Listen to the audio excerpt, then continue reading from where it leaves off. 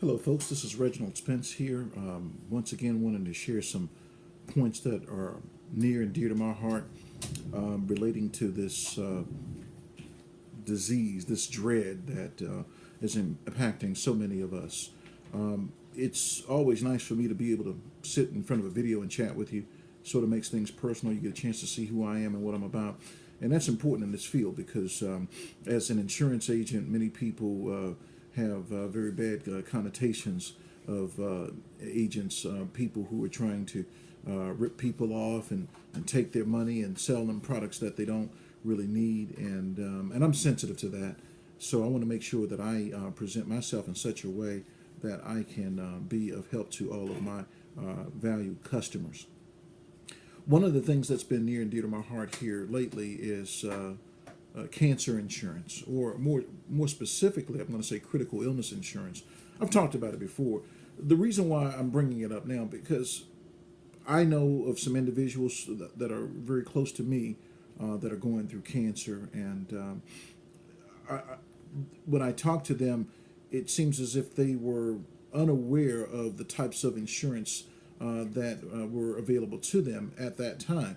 You know, it's a funny thing about cancer and heart attacks and strokes. Once you get those diseases, once you've had them, once you've been diagnosed, quote unquote, you can't get them anymore.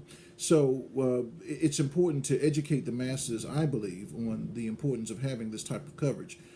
This coverage is huge because it pays what I call lump sum benefits, anywhere from 5,000 all the way up to 75,000. I've actually seen some companies with a $100,000 rather payout on first diagnosis. That's huge, and the reason why that is huge is because of the post that I put out a couple of days ago.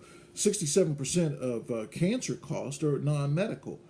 For example, your medical insurance will take care of the cancer, but it won't take care of the fact that you need good housing or lodging, I should say, where you go to get treatment. You probably, if you're diagnosed, you're probably not going to want treatment here locally. You're going to want the very best treatment. So you're going to need lodging. What about food expenses? What about transportation expenses?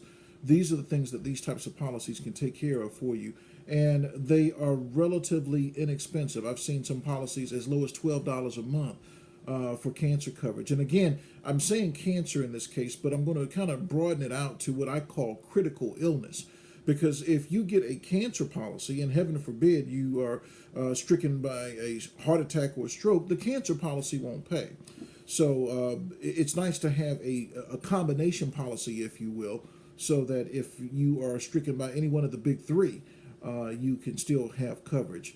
Again, not going to get into pricing and all of that stuff at this point, but just to talk about the need.